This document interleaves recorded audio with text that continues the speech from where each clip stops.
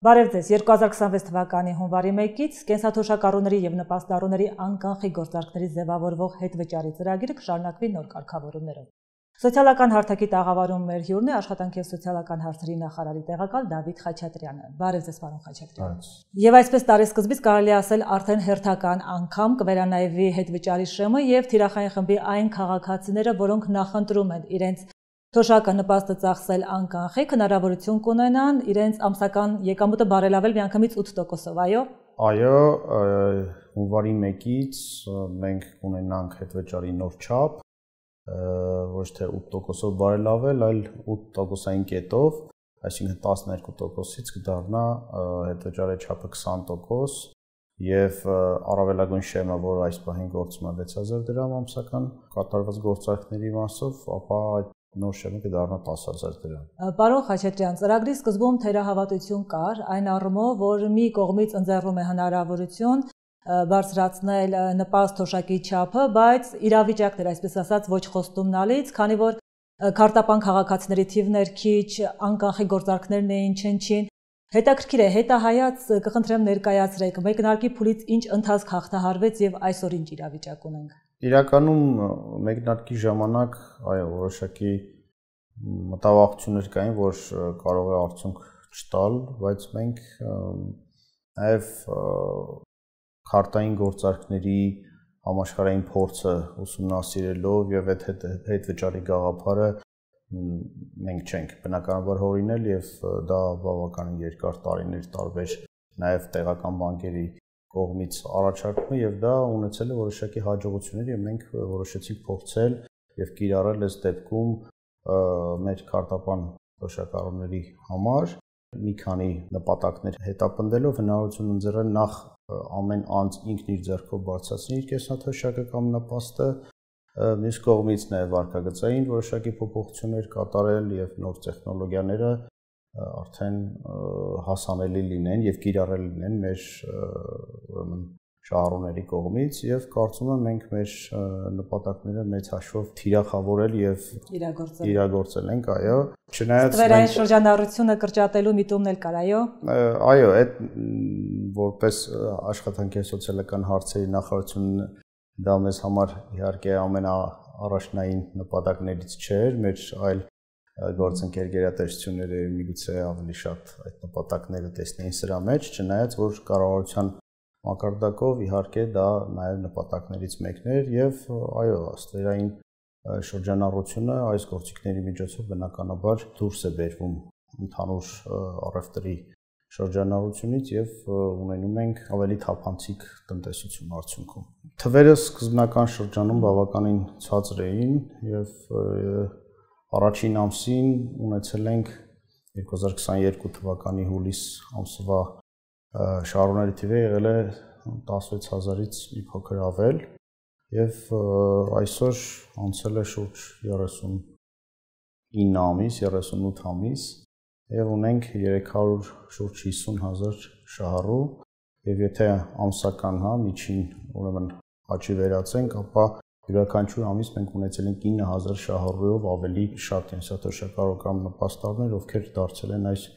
հետաքրքիր գաղափարի կիրառողը։ Իսկ միջին ամսական հետվճարը այսօր որտեղից ուր ենք հասցրել։ Միջին ամսական հետվճարը առաջին ամիսներին 2400-2500-ի շրջանակում էր, ներկայումս մոտենում ենք 4200-ի, չնայած որ պիտի ասեմ մենք մեկ անգամ 10%-ը բարձրացրեցինք 12%-ի, բայց միևնույն ժամանակ կոմունալ գործարքներից ուրեմն հետվճարի հաշվարկումը այդ պահից դադարեցվեց, չնայած որ կային դժգոհություններ, որ հնարավոր է որ անկում տեղի ունենա, քանի որ վճարումների մեծ մասը կոմունալ վճարները կարող են լինել որոշ ուրեմն նպաստառու կամ կենսաթոշակառուների մոտ, բայց մենք բարձրացնելով նաև շեմը բարձրացրեցինք, հետևաբար մենք չունեցանք կորուստ արդյունքային ցուցանիշների մեջ եւ նույնիսկ ավելացում տեղի ունեցավ, հետևաբար այսօր արդեն 4200-ին ենք հասել, իսկ արդեն հունվարի 1-ից երբ կբարձրանա 20%, մենք ունենալու ենք 5500-ից ավել կամ մինչև 6000-7000 հնարավոր է որ ունենանք միջինում յուրաքանչյուր շահառուի մասով ավելացում։ Շատ լավ, ձեր հնչեցրած թվից ստացվում է, որ այսօր նպաստառուների եւ կենսաթոշակառուների ընդհանուր թվի մոտ 55%-ն է, այո, օգտվում հետվճար ստանալու իրավունքից։ Կա վերլուծություն, ինչն է պատճառը, որ այդ թիվն ավելի մեծ չէ։ Տեսեք, մեկնարկի ժամանակ ունեինք 390,000 շահառու, ովքեր իրենց կենսաթոշակական նպաստը ստանում էին բանկային քարտի միջոցով, չնայած որ անկանխիկ գործարքները բավականին ցածր մակարդակի վրա են, կարելի է ասել չկար, որտեղ այդ քարտերը օգտագործվում էին որպես գործիք կանխիկացնելու համար։ Այս պահին ունենք 200,000-ով ավել քարտապաններ։ Կարծում եմ ամենամեծ պատճառներից մեկը դա այն է, որ վերջիվերջո մենք գործ ունենք ավագ սերնդի ներկայացուցիչների հետ, ովքեր իրենց գրեթե ամբողջ գիտակցական կյանքում օգտվելով կանխիկ գումար են սիրել։ Այո, օգտվել են կանխիկ գումարից եւ իրենց որոշակի դժվարություն է միանգամից այդ փոփոխությունը իրենց կյանքում կատարել, բայց պետք է նորից օգտվելով առիթից հորդորենք մեր շահառուներին, որպեսզի գնան այդ քայլին եւ վերջիվերջո դա ավելի հեշտացնելու է իրենց կյանքը, քանի որ անիմաստ, այսպես ասած, գործողությունները այլևս տեղ չեն ունենա իրենց կյանքում, որտեվ ներկայումս պետք է գնան բանկոմատից կանխիկացնեն, այնուհետև մոտենան խանութ, խանութում կամ առևտրի կետում պետք է ուրեմն գումար տան, հետո մանրի սպասեն եւ այլն, սա ժամանակը եւ այլն կորցնելու նաև որոշակի ռիսկ է կան, իսկ այս դեպքում հնարավոր է քարտով միայն մոտեցնել եւ որևէ այս գործողությունների կարիք այլևս չի լինի, հետեւաբար կրկին կխորհրդենք, որպեսզի մեր շահառուները քիչ ավելի համարձակ լինեն այս կոնտեքստում։ Ծրագրին ընդառաջ կան, հնարավորությունը բաց չթողնեն։ Պարոն Խաչատրյան, 2022 ամռանը, երբ ծրագրի ստարտը տրվեց, կառավարությանը գործընկեր դարձավ, եթե չեմ սխալվում, 5 ֆինանսական կառույց կամավորության սկզբունքով, նաև որպես համաֆինանսավորող կողմ, հետո համաֆինանսավորման կոմպոնենտը դուրս եկավ եւ բանկերի ցանկն էլ ընդլայնվեց։ Այսօր քանի գործընկեր ունի ծրագիրը։ Ամենաառաջին ամսին մեզ արձագանքել էին թվով 3 առևտրային բանկ եւ շատ կարճ ժամանակում, եթե չեմ սխալվում, 1-2 ամսվա ընթացքում եւս 2-ն ավելացան։ Ներկայումս ունենք 11 գործընկեր բանկ, որոնց կողմից թողարկված քարտերի միջոցով գործարքներ կատարելիս մեր շահառուները կարող են ունենալ հետվճարը, այդ բանկերն են Ալպա բանկ, Արչին բանկ, Ամիո, Արարատ, Արցախ, ID բանկ, Converse բանկ, Հայ-Էկոնոմ բանկ, Ինեկո բանկ, Էվոկա եւ Յունիբանկ։ Պարոն Խաչատրյան, իսկ այն քաղաքացիները, որոնք չեն կարող օգտվել հետվճարի հնարավորությունից, քանի որ իրենց բանկը դա չի տրամադրում, հիմա մտափոխվել են եւ ուզում են իրենք էլ այս հնարավորությունը իրացնել, ինչպես կարող են դառնալ ծրագրի շահառու։ Սպասարկող բանկ փոխելը բավականին հեշտացված է եւ դա հնարավոր է կատարել թե տանից կամ ցանկացած այլ վայրից առցանց դիմում ներկայացնելու միջոցով եւ մենք կարծում եմ հղումը կտանք մեր շահառուներին, ովքեր կարող են այդ հղմամբ անցնել եւ ներկայացնել դիմումը, իսկ եթե կունենան դժվարություն, այսինքն հասանելիություն չեն ունենա սմարթֆոնին կամ համակարգչին, ապա իրենց բնակության վայրին ամենամոտ միասնական սոցիալական ծառայության տարածքային բաժին մոտենալով կարող են ներկայացնել իրենց ուրեմն դիմումը, որը նույնպես շատ կարճ ժամանակ է իրենցից խլելու եւ մեր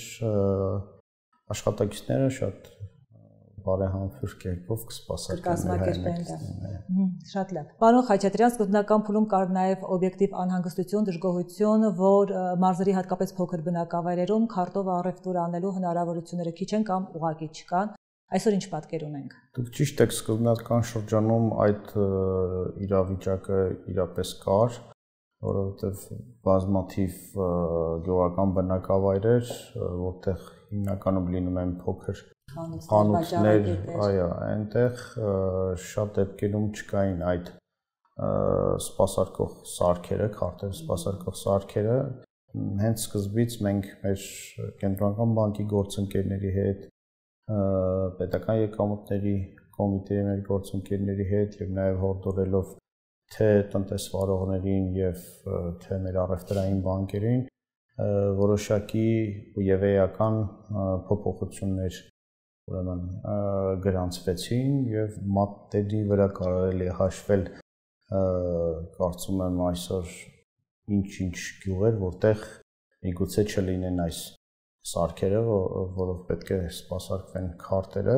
բայց հիմնականում դրանք արդեն առկա են եւ դա ցուցանիշներն են ցույց տալիս, որ գյուղական բնակավայրերում անկանխիկի ծավալների աճ կա այնուամենայնիվ խոչընդոտը ոչ միայն սարքը չլինելն է, այլ որոշ դեպքերում նաեւ տնտեսվարողներն են ինչ պատճառներով խուսափում են սպասարկել քարտով, ամեն դեպքում կանխիկը իրենց կարծիքով ավելի ցանկալի է միգուցե, բայց այստեղ էլ ունենք վարքագծային որոշակի փոփոխություն, այստեղ նաև մեզ օգնում են մեր շահառուները, ովքեր հավելյալ եկամտի ակնկալիքով թե ահազանգում են, թե նաև մի քիչ համառ են գտնվում հաճառակետի հետ, որպեսզի ընդունեն այդ գործարքը անկանխիկ եղանակով